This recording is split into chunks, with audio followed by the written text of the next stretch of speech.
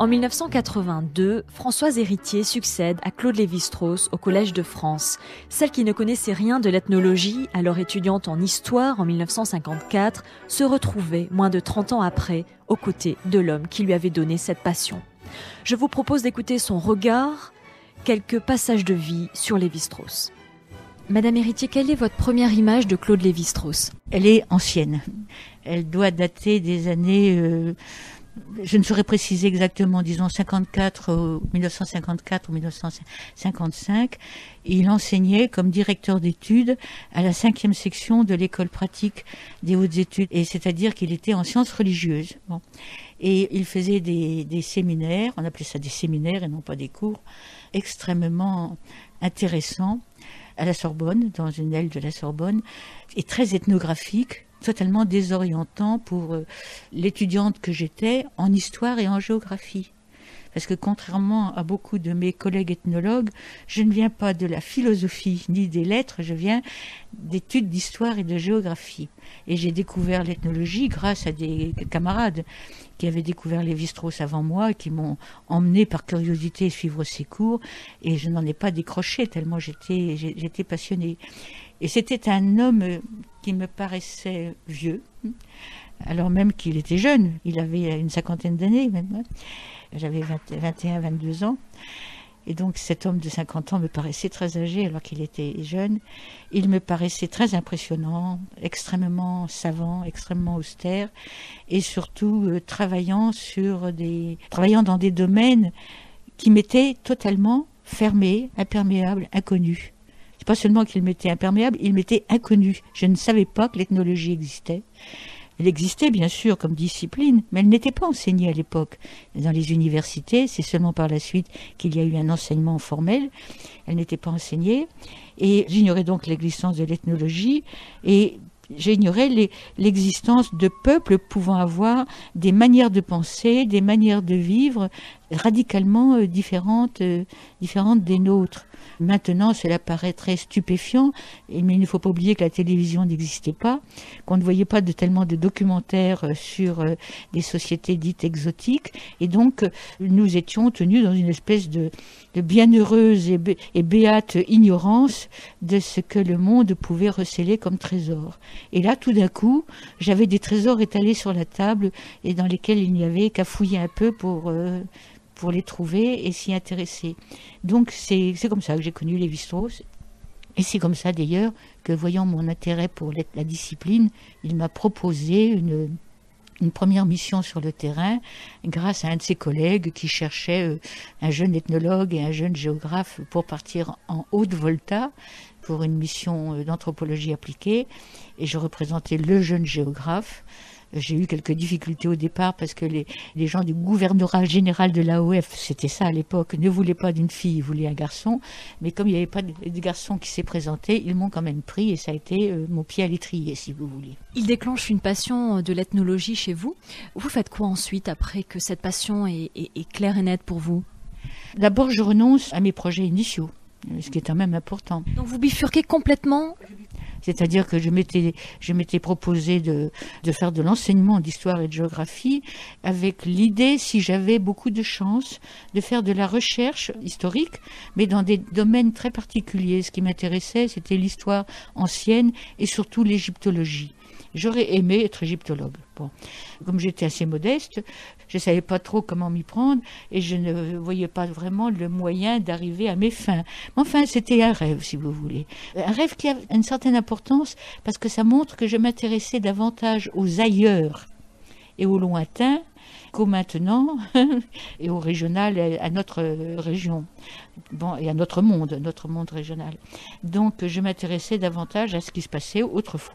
Donc d'une certaine façon, l'ethnologie arrivait à pic pour combler une sorte d'insatisfaction que me fournissaient les disciplines que j'étudiais, qui étaient tournées vers le passé, mais aussi tournées vers la compréhension du présent. Là, l'ethnologie me permettait de comprendre le présent, mais ailleurs, pas le mien, d'autres présents qui pouvaient d'une certaine manière m'éclairer sur le mien.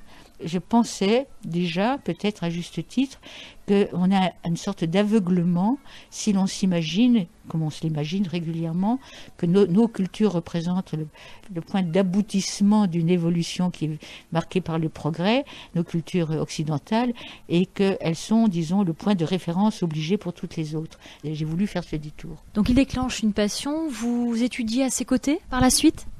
Oui, dans la mesure où, à mon retour, j'ai d'abord travaillé à l'Institut national d'études démographiques, où j'ai travaillé avec un médecin qui s'appelait Jean Sutter, il est mort maintenant, et qui avait travaillé aussi avec des ethnologues pour mettre au point des méthodes de compréhension de leur système d'alliance, des systèmes d'alliance des populations chez lesquelles ils travaillaient.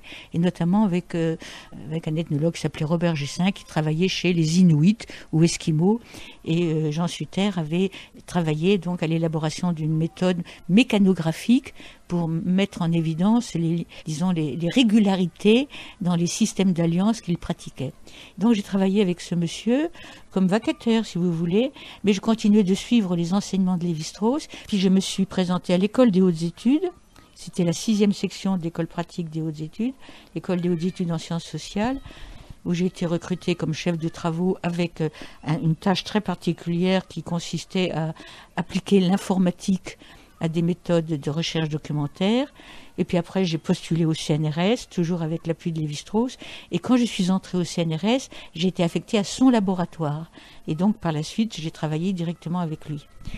Comme, disons, j'avais eu la chance sur mes terrains, les différents terrains que j'avais pu faire au Burkina, de découvrir une société qui avait un système de parenté et d'alliance que nous appelons dans notre langage semi-complexe, mais disons que c'est peut-être pas la peine que j'explique pourquoi, qui se manifeste par une terminologie de parenté très particulière et des règles d'alliance qui sont fondées sur des interdictions très larges, très abondantes et très larges, ce qui pose le problème de savoir comment ils peuvent se marier, c'est tout simplement s'ils doivent respecter toutes leurs règles. Et donc, il se trouve que Lévi-Strauss, son grand œuvre à l'époque, était les structures élémentaires de la parenté. Ensuite, il a travaillé sur des corpus mythiques, mais les structures élémentaires de la parenté, ce sont des sociétés, des structures où, au contraire, il ne s'agit pas d'interdiction, mais de prescription, où on dit qui on doit épouser. Et donc, on les appelle élémentaires pour cette raison, parce que les choix sont orientés et qu'il n'y a qu'une seule courbure, une seule inflexion générale de l'espace social. Donc, les autres, semi-complexes, c'est celles que j'avais découvertes, qui procèdent par des interdictions portant sur des groupes. Nous sommes des structures complexes. Nous procédons par des interdictions portant sur des individus et non pas sur des groupes. On ne peut pas épouser tel ou tel cousin germain, si vous voulez. Bon. Et donc, Lévi-Strauss s'était arrêté après les structures élémentaires, mais il aurait souhaité que d'autres continuent à travailler sur les autres types de structures de parenté et d'alliance.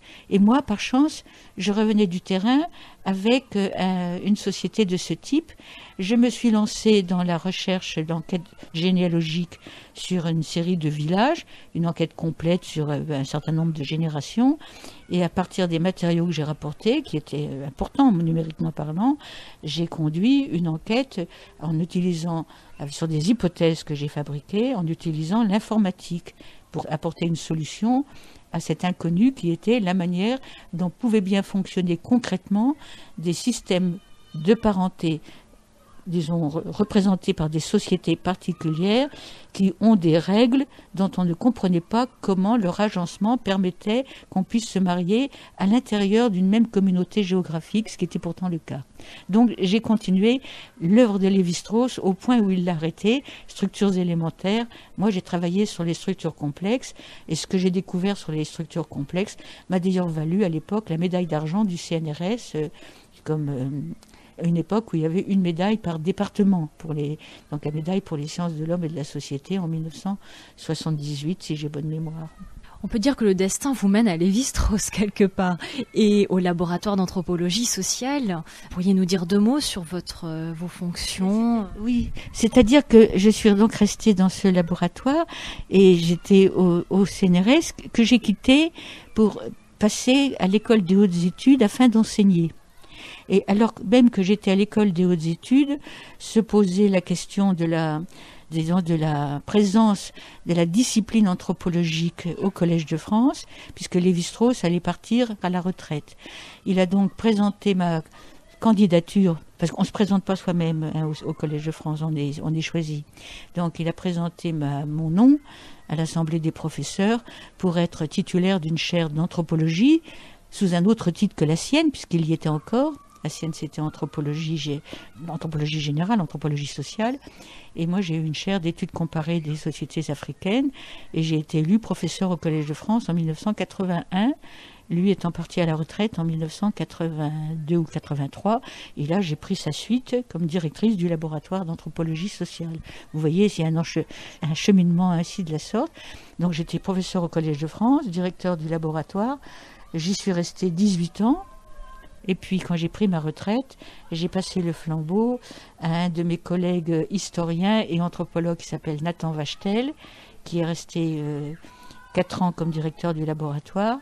Entre-temps, Philippe Descola a été nommé comme professeur, élu comme professeur, et il a pris ensuite la suite comme directeur du laboratoire. Voilà. C'est à 2 niveaux. Il faut d'abord être élu, et puis être élu comme professeur, et puis ensuite on peut prendre la tête du laboratoire. Lévi-Strauss vous soutient beaucoup ? Lévi-Strauss m'a toujours soutenu. Je pense qu'il n'a jamais fait de distinction entre garçons et filles, entre hommes et femmes. Je ne dirais pas les équipes qu'il a animées, parce qu'il n'animait pas d'équipe, mais dans les groupes qui s'étaient constitués autour de lui. Et je dis qu'il n'animait pas d'équipe parce qu'il n'a jamais voulu créer une école avec des épigones qui lui ressembleraient et qui travailleraient à sa manière. Il a toujours laissé les gens libres de travailler le sujet qui les intéressait, de la manière qui les intéressait. On n'était pas obligé d'être structuraliste avec Lévi-Strauss quand on travaillait dans son laboratoire. Moi, j'étais structuraliste parce que je crois en l'universalité des modes de raisonnement, des modes de pensée de l'humanité. Je crois que sur les mêmes butoirs qui se sont présentés à l'humanité se sont construits un certain nombre de modèles, et que ces modèles sont universels, que la plupart du temps, ce que l'on trouve, c'est des invariants, c'est-à-dire des manières qu'a la pensée humaine d'associer des concepts entre eux, mais chaque société fournit des réponses qui lui sont propres. Mais ces réponses, on peut en faire un inventaire à la manière d'un tableau de Mendeleïev, mais par rapport aux questions qui sont posées. Donc je suis structuraliste, mais il n'attendait pas cela nécessairement des gens. Et je ne suis pas sûre que ce soit pour cela qu'il m'a choisi. Peut-être était-ce parce qu'il sentait ma ferveur pour l'ethnologie. Peut-être était-ce parce que je travaillais dans des domaines qui avaient été les siens, donc la parenté. Il le dit quelque part dans une interview qu'il s'était arrêté aux structures semi-complexes parce qu'il se sentait trop vieux dans les années 80 pour aborder des techniques dont il savait bien, qu'elles soient mathématiques ou informatiques, qu'elles demandaient un apprentissage qu'il ne se sentait plus la capacité de faire. Donc il se peut que ce soit aussi pour des raisons de ce genre. En tout cas, oui, il m'a toujours soutenue, alors même que fondamentalement, il n'est pas féministe, c'est pas le mot exact, mais je vais l'utiliser quand même. C'est-à-dire qu'il n'a pas pour intention première dans toute son œuvre de montrer le destin minoré des femmes par rapport au destin majoré des hommes, même s'il en a conscience, il le prend pour une sorte de nature des choses, enfin comme si cela allait de soi. Donc pour lui, quand les femmes sortent de leur destin naturel qui est d'être mère et de s'occuper du domestique, eh bien il n'y voit pas d'inconvénient puisqu'il pense qu'elles ont effectivement les mêmes capacités intellectuelles, mais il pense simultanément qu'il est normal qu'elles fassent plus d'efforts que les hommes puisqu'elles sortent de leurs conditions premières. J'allais y venir puisque vous avez beaucoup écrit sur la domination masculine, vos livres masculins-féminins sont très connus. Comment vous vous positionnez par rapport à l'entendement lévi-straussien, j'allais dire ? Là, en l'occurrence, c'est une ligne, non pas de rupture, mais c'est un écart. Un écart qui a son importance sur le plan théorique, parce que le modèle lévi-straussien du social, qu'il a exposé dans un article célèbre, publié apparemment curieusement dans les annales de l'université d'Abidjan, et qui a été ensuite repris et publié aux États-Unis, puis retraduit en français, enfin qui a eu un destin un peu compliqué, mais qui naturellement est exposé de façon plus générale dans ton œuvre tout entière, y compris dans les structures élémentaires de la parenté, postule que le social a, disons, 4 pieds. Le premier, c'est un universel, un de ceux dont je parlais au début, qui correspond à un butoir, à une sorte de ces idées essentielles auxquelles l'humanité s'est confrontée et a donné un même type de réponse. C'est l'idée que pour construire le social, il faut sortir de l'entre-soi, de la consanguinité. Donc si on imagine au début de l'humanité pensante, au début d'Homo sapiens, environ il y a 750 000 ans, disons, peut-être même avant, qu'il pouvait y avoir peut-être des humanités qui déjà étaient douées de compréhension et d'un minimum de langage, que la prohibition de l'inceste, c'est l'impossibilité désormais de prendre son conjoint, son partenaire sexuel et son conjoint dans son propre groupe consanguin. Et c'est des petits groupes de chasseurs-collecteurs. Donc ça implique d'aller les prendre ailleurs. Et aller les prendre ailleurs, ça veut dire dans d'autres groupes consanguins. Or, comme le faisait remarquer un anthropologue de la fin du XIXe siècle, un Britannique, Taylor, que l'humanité a dû choisir très tôt entre la nécessité de se marier à l'extérieur ou de se faire tuer à l'extérieur. Il voulait dire par là que les aléas démographiques pouvaient très bien faire qu'un petit groupe de consanguins était privé de femmes, que les femmes meurent en couche, meurent très tôt, qu'il n'y ait pas de petites filles, puis on se retrouve condamné à mourir parce qu'il n'y a pas de femmes, il faut aller les prendre ailleurs. Mais les prendre ailleurs, les autres ne vont pas laisser prendre leur stock féminin, donc ils vont se défendre, donc le risque de se faire tuer est très grand. Donc ça, c'est la base consciemment formulée par Taylor, telle que ce le seraient consciemment formulés nos ancêtres préhistoriques, qu'il fallait passer des accords entre groupes, et passer des accords entre groupes, c'est fondé sur la prohibition de l'inceste. Nous ne touchons plus nos filles et nos sœurs, c'est les hommes qui parlent, dans le modèle lévi-straussien, mais nous échangeons nos filles et nos sœurs contre les filles et les sœurs des hommes appartenant à d'autres groupes consanguins. Et de la sorte, nous créons des liens d'alliance entre groupes. Et donc, nous instaurons la paix. Alors, avec la prohibition de l'inceste, je viens de dire très vite la société et la paix, mais viennent obligatoirement l'obligation d'aller se marier ailleurs, qu'on appelle l'exogamie. Si on fait l'exogamie, c'est-à-dire l'union entre deux groupes, encore faut-il que cette union soit stable. Donc on va inventer un mode d'union stable que nous appelons par convention mariage. Mais le mariage, au départ, c'est pas entre deux individus, c'est un contrat entre deux groupes qui échangent entre eux des femmes. Parce que si l'un des deux mariages ne tient pas, l'autre ne tiendra pas. Donc les deux sont solidaires. Et puis ça s'articule également avec ce qu'il appelait la répartition sexuelle des tâches, c'est-à-dire qui font que à l'homme la chasse, à la femme la cueillette par exemple, qui rendent les deux sexes dépendants l'un de l'autre dans l'union. Avec ces 4 piliers, cela suffit pour instaurer la paix, l'harmonie sociale, disons, avec un certain nombre de groupes, de groupes échangistes, comme ils les appellent. Et puis, ça introduit des liens économiques, des liens ludiques, des liens politiques, des liens de toutes sortes, des échanges de toutes sortes, et pas seulement des échanges matrimoniaux. Des liens ludiques, comme le disent très bien des sociétés primitives à leurs ethnologues, qui leur demandaient « mais pourquoi vous n'épousez pas vos filles et vos sœurs ?» qui disaient « mais si j'épouse ma sœur, j'aurai pas de beau-frère, et avec qui j'irai chasser ? Avec qui j'irai boire, avec qui j'irai m'amuser. » Donc le lien de beau-frère, le lien d'alliance, devient un lien primordial. Il sort de la consanguinité, c'est un lien entre hommes, et il suppose un lien social qui est au-delà du lien matrimonial, qui introduit des rapports d'autres types sur lesquels se fonde une société. Seulement, moi ce que j'ajoute à cela, c'est quelque chose qui existait, que Lévi-Strauss a bien vu, mais dont il ne tient pas compte pour établir son modèle, c'est que pour qu'il y ait cet échange des filles et des sœurs entre hommes, il fallait que les hommes aient la conscience de leurs droits, de leur pouvoir sur le corps de leurs filles et de leurs sœurs, et qu'ils avaient le droit de les échanger, et pas l'inverse. C'est pas les filles qui échangent leurs frères entre elles. dans presque toutes les sociétés du monde, même s'il y a quelques exemples où on peut montrer que c'est un peu plus compliqué, où les femmes ont leur mot à dire, c'est les hommes qui échangent les femmes entre elles. Et c'était encore le cas dans nos sociétés occidentales il n'y a pas si longtemps, hein, encore au XIXe siècle. Donc les pères décidaient du mariage de leurs filles, dans la bonne société bourgeoise ou dans les bonnes sociétés paysannes. Donc le principe, c'est que la différence sexuée était une différence avec la domination d'un sexe sur l'autre, la hiérarchie existait entre les sexes, un type de pouvoir particulier était exercé par un sexe sur l'autre, mais que pour Lévi-Strauss, ce n'était pas important pour établir le modèle, alors que pour moi, ça l'est. Et que pour moi, c'est le point fondamental qui permet au reste ensuite de se tenir debout. S'il n'y avait pas cette domination, la prohibition de l'inceste n'aurait pas nécessairement joué sous la forme de l'échange exogamique comme il a joué avec des hommes qui échangent des femmes entre eux. C'est donc un point qui a même importance que les autres, sinon une importance supérieure.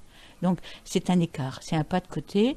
Je suis structuraliste, je cherche moi aussi à partir des butoirs pour la pensée et des modes opératoires rationnels de la pensée humaine qui sont les mêmes dans toutes les sociétés. Je cherche des lois, je cherche des invariants, mais j'y ajoute quelque chose qui pour Lévi-Strauss était tout à fait évident, était visible, mais paraissait d'essence tellement naturelle, c'est-à-dire ancré dans la biologie, qu'il ne lui paraissait pas relever de l'analyse du social comme il l'a fait pour le reste. Donc le livre masculin-féminin ne le dérange pas plus que ça ? Nous n'en avons jamais parlé, donc je ne sais pas ce qu'il en pense. Je pense qu'au fond de lui-même, il ne peut pas nier la vérité de tout ce que j'y dis, mais qu'il est vraisemblable que ça ne lui paraît pas qu'il resterait sur ses positions. Ma position, si vous voulez, c'est de considérer que cette différence sexuée, cette hiérarchie est primordiale et qu'elle est fondatrice du reste. Lui pense peut-être qu'elle est secondaire et que c'est le reste qui est fondateur. Donc,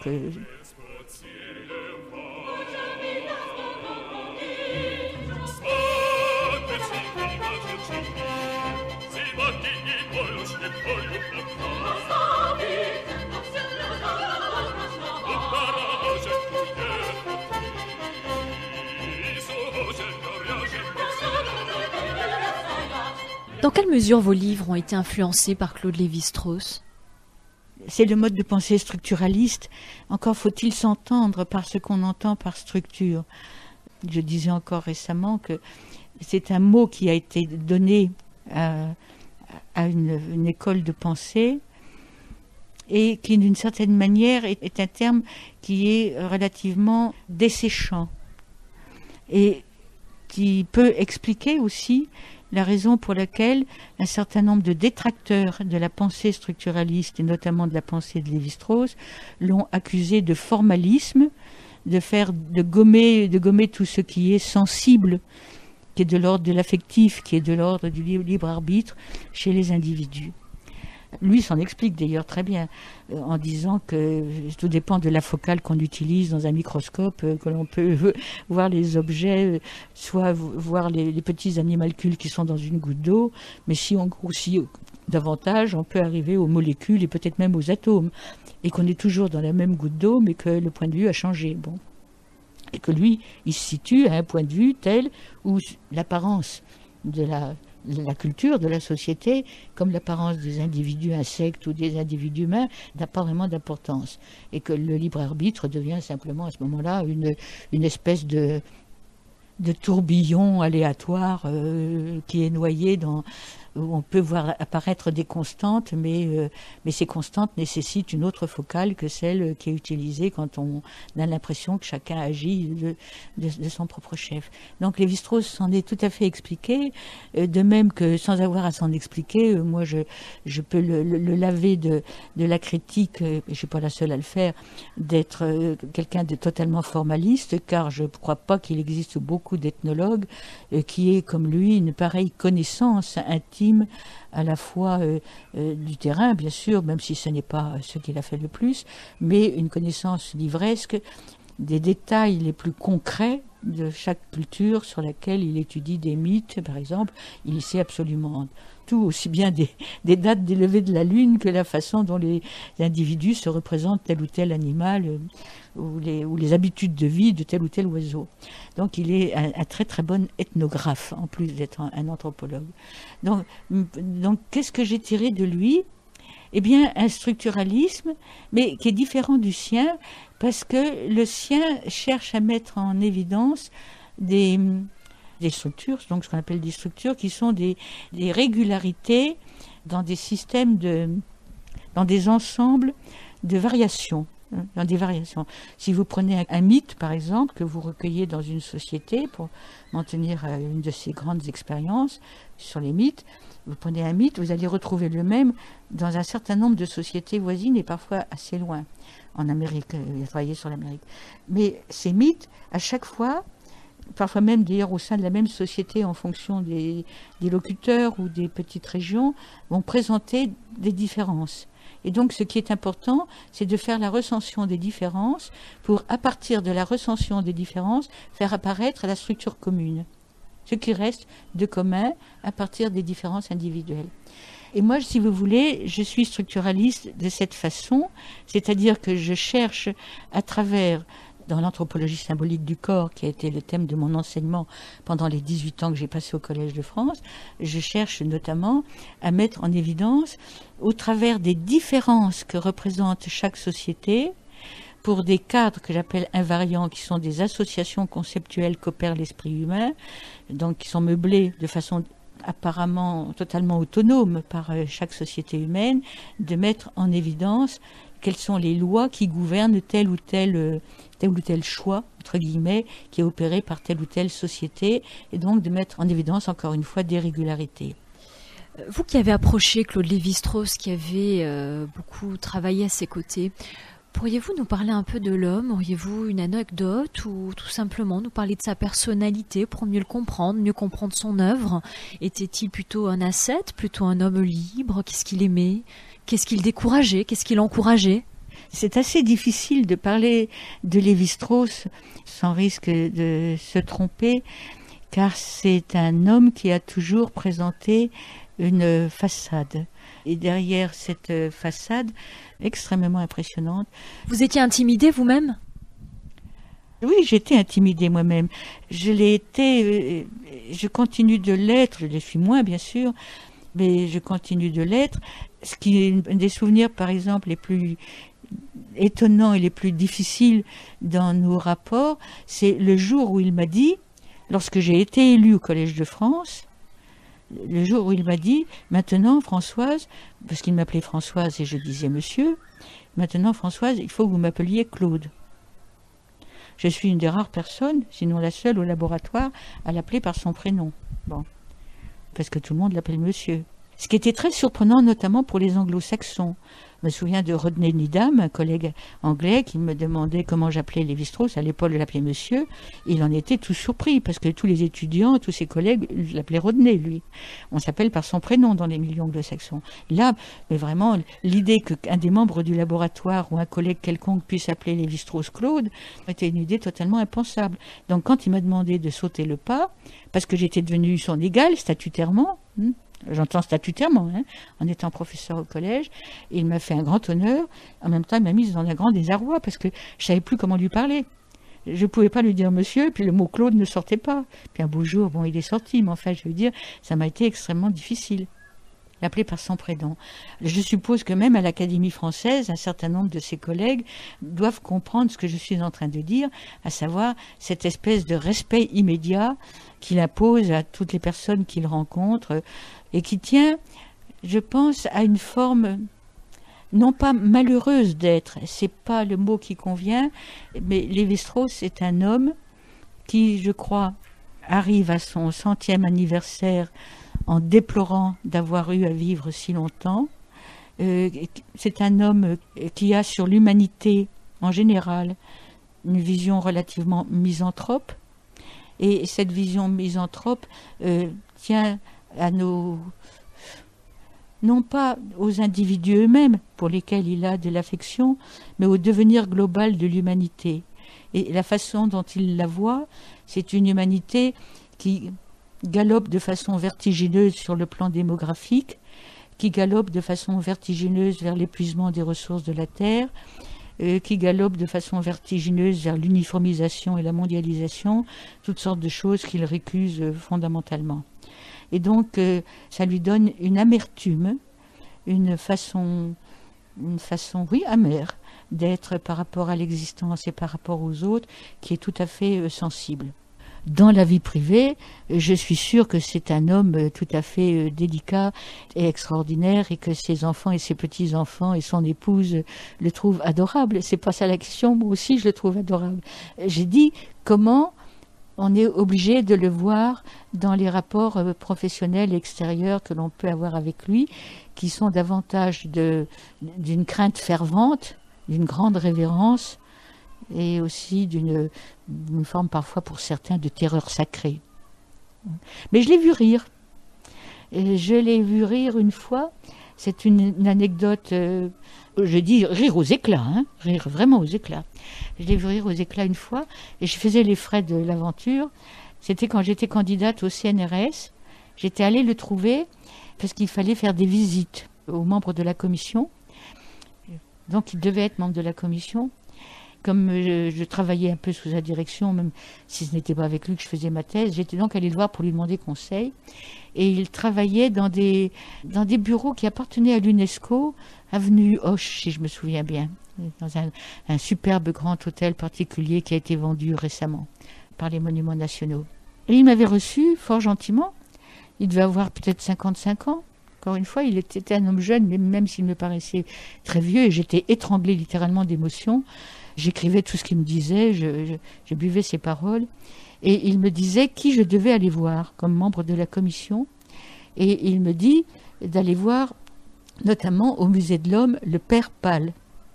Je connaissais le nom. Il y avait des religieux qui travaillaient en ethnologie. Il y a eu des jésuites, il y a eu des dominicains, etc. Donc ça n'a rien d'étonnant. Il me dit d'aller voir le Père Pal au Musée de l'Homme. Au département des parties molles. Il s'occupait d'anthropologie physique et des parties molles, et il était membre de la commission. Alors je prends note religieusement de toutes les personnes qu'il fallait aller voir, et à la fin, comme je ne connaissais pas ce monsieur, je lui demande quelques informations, s'il savait où je pouvais trouver les différentes personnes en question, et je lui demande où je pouvais rencontrer, et je dis ça très respectueusement, le Père Pal. Parce que pour moi, c'était un révérend père. Et c'est là qu'il s'est mis à rire, mais alors un rire tonitruant, parce qu'il avait dit ça pour établir une sorte d'égalité dans la plaisanterie. Il avait dit le Père Pal, comme on disait le petit Père Combe, comme on disait la présidente de la République, comme on dit nous, le Père Machin, etc. Il avait dit le Père Pal. Puis c'était pas un révérend père du tout, c'était un docteur en médecine qui était en anthropologie physique et qui dirigeait ce laboratoire des parties molles. Et ça l'a fait rire, mais je vous assure, aux larmes. Et moi, j'étais rouge de confusion. Je serais rentrée sous terre. La seule fois que vous l'avez vu rire? C'est vraiment la seule fois où je l'ai vu rire. Je l'ai vu sourire dans des films, notamment dans des interviews, où on le voit pénétrer de ce désir de séduction intellectuelle, c'est-à-dire de convaincre son interlocuteur du bien fondé de ce qu'il dit. Et à ce moment-là, il est très éloquent. Il parle avec ses mains, il fait des gestes, il sourit, etc. Mais un grand rire franc, c'est la seule fois. C'est la seule fois. Et la plupart du temps, que je l'ai plutôt vu avec ce visage un peu fermé, cette bouche plutôt amère dont je parlais tout à l'heure. Comment se passe la passation lorsque vous reprenez la direction du laboratoire d'anthropologie sociale? Claude Lévi-Strauss quitte ses fonctions. Comment le vit-il? Claude Lévi-Strauss est un être, je disais, exquis, formidable. Et il n'a jamais voulu, je vous l'ai dit, créer d'école. Il n'a jamais voulu peser lourdement sur ses étudiants en les obligeant de travailler à sa manière, etc. Et quand il s'est arrêté net à la direction du laboratoire. Il m'a dit, si vous avez besoin de quoi que ce soit, je serai toujours là pour vous conseiller, pour vous écouter, s'il y a le moindre problème, mais à partir de maintenant, c'est vous, c'est plus moi. Et il a tenu parole. C'est ce que j'ai fait moi aussi quand je suis partie, parce que je considère que c'est effectivement comme cela qu'on doit procéder. Dire on est là si vous avez besoin, mais surtout ne plus s'imposer. Quand je dis il est parti, entendons-nous bien, Ça veut dire qu'il a quitté la direction du laboratoire et si quelqu'un venait le trouver, il le renvoyait à la nouvelle direction du laboratoire. Mais ça ne veut pas dire qu'il n'était plus là physiquement. Il avait un bureau, il a eu un secrétariat, il a toujours un secrétariat d'ailleurs, et il a toujours un bureau au laboratoire. Sauf que maintenant, il ne peut plus y venir depuis quelques mois, mais avant, il y venait, ces dernières années, il y venait plus qu'une fois par semaine. Avant, il y venait très régulièrement. Sinon tous les jours. Est-ce qu'il vous est arrivé de rentrer en conflit avec Lévi-Strauss ? Est-ce que vous l'avez déjà vu s'énerver, rentrer en conflit avec des personnes ? Personnellement, je ne suis jamais rentrée en conflit avec Lévi-Strauss. Je n'ai aucun souvenir, je n'ai aucun souvenir d'un moment quelconque de conflit. J'ai souvenir, au contraire, à la fois de son amabilité, de son affection, elle est réciproque, je dois dire, de la façon dont il a pris parole pour moi dans toutes les occasions importantes, quand j'ai eu des décorations, quand j'ai pris ma retraite, quand on m'a présenté un volume d'hommage. Il a toujours été là pour faire des discours d'une très très grande gentillesse. Donc j'ai pas souvenir de discussions avec lui, des discussions professionnelles sur des points théoriques sur le terrain. C'était pas possible d'en avoir non plus parce qu'il vous écoutait. Quand vous reveniez, quand j'étais plus jeune, je revenais de terrain, comme c'était le cas pour mes camarades, on pouvait aller le trouver, il nous donnait des rendez-vous, il nous écoutait, mais il n'entrait pas dans des discussions sur ce qu'on avait fait. Le lieu précis pour les discussions, c'était à son 2e séminaire. Il avait un séminaire où il parlait lui-même, et ensuite, très vite, il a eu des séminaires où il faisait parler ses étudiants. Et c'était dans ces séminaires-là, ces étudiants ou ces jeunes chercheurs, qu'on venait exposer ses travaux et où lui, ensuite, prenait la parole pour discuter des travaux qu'on avait présentés devant un auditoire. Mais ça n'allait jamais jusqu'à s'attraper, enfin, mais il pouvait discuter. Je me souviens de discussions avec Robert Jolin, par exemple, qui pouvaient être assez acides, assez fortes, quand quelqu'un qui lui tenait tête. Mais je veux dire... Il ne rentrait pas en colère ? Non, je ne l'ai pas vu rentrer en colère, et je sais qu'il en a eu, parce que de quelle manière elles se sont manifestées, je n'étais pas là pour le dire, puisqu'il y a eu à plusieurs reprises du temps où il était directeur du laboratoire, des personnes qui ont été écartées du laboratoire, qui ont été évincées, qui ont été éloignées, parce qu'elles avaient eu un écart de comportement qui lui paraissait incompatible avec l'appartenance au laboratoire qu'il dirigeait. Ça s'est présenté pour au moins 3 personnes. Bon. Donc je pense que qu'il y a eu des explications, sinon orageuses, du moins des explications fermes dans son bureau. Mais elles n'ont pas transpiré. Il avait cette politesse de l'esprit et du cœur qui faisait qu'il était peut-être intransigeant, mais il n'en faisait pas une affaire publique. Vous disiez qu'il avait à déplorer de vivre trop longtemps. Vous pourriez nous développer un petit peu cette opinion ? Je ne pense pas que je puisse le développer parce que je n'ai pas une intimité assez grande. Je me fonde simplement sur des paroles qu'il m'a dites à plusieurs reprises. Donc il vous a dit clairement qu'il avait à déplorer de vivre aussi longtemps ? Oui, oui. Oui, oui, c'est parce qu'il me l'a dit que je le dis. Que pour lui, c'était la croix qu'il avait apportée, enfin, de vivre aussi longtemps qu'il n'y trouvait pas de bonheur. Oui, oui, oui. Je me souviens plus des termes exacts, mais il me l'a dit. Un jour où, ayant des problèmes de santé depuis fort longtemps, et où je lui en touchais un mot parce que je devais sortir de l'hôpital et que je lui disais, après la mort aussi d'une amie, que je me sentais vraiment vieillir, il m'avait dit, vous n'êtes pas âgé, vous ne savez pas ce que c'est véritablement que l'âge, comme moi je le sais, et comme je le regrette, j'aurais préféré mourir depuis longtemps. Oui, il déplore de vivre dans l'état où il est, c'est-à-dire avec des impossibilités physiques, puisqu'il ne marche pratiquement plus, et il a toute sa tête, et dans un monde qui ne lui plaît pas, comme j'ai essayé de le dire. Merci beaucoup. C'était l'ethnologue Françoise Héritier qui nous racontait quelques passages de vie à la chaire d'anthropologie sociale du Collège de France en 1982.